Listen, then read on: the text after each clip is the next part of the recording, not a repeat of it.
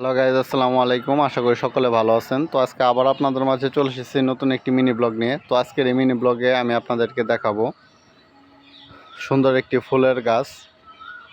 তো বন্ধুরা, এই যে দেখতে পাচ্ছেন, এগুলো কিন্তু হচ্ছে ফুলের কিন্তু কলি এসেছে, ছোট ছোট কিন্তু কলি এসেছে।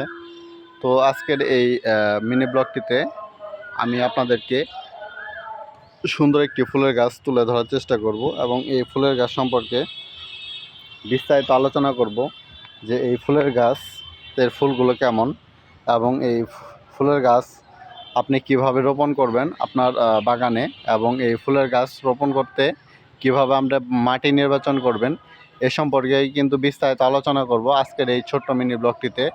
তো বন্ধুরা, ভিডিওটি স্কিপ অথবা কেটে না দিয়ে সম্পূর্ণ ব্লগ ভিডিওটি দেখার চেষ্টা করুন। আশা করি আপনাদের অনেক অনেক ভালো লাগবে। তো এই যে দেখতে পাচ্ছেন, এটা কিন্তু হচ্ছে একটি কিন্তু ফুলের গাছ। তো এই ফুলের গাছটা যদি আমি আপনাদেরকে একটু ফাঁকে থেকে দেখাই, তাহলে দেখতে পাচ্ছেন ফুলের গাছটি কিন্তু মোটামুটি কিন্তু বড় রয়েছে।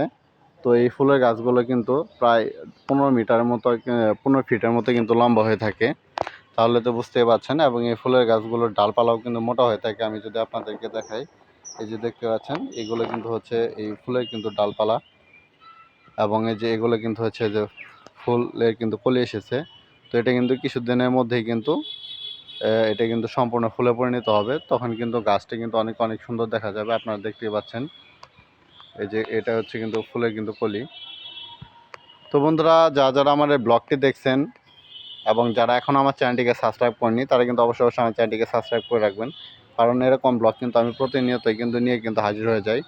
তো বন্ধুরা, যারা আমার ব্লগটি দেখছেন অবশ্যই চ্যানেলটিকে সাবস্ক্রাইব করে রাখবেন। তো আপনাদের মাঝে আবারও দেখা হবে আমার বাগানের নতুন কোনো একটি ফুলের গাছ নিয়ে। তো সকলে ভালো থাকবেন, সুস্থ থাকবেন। আসসালামু আলাইকুম।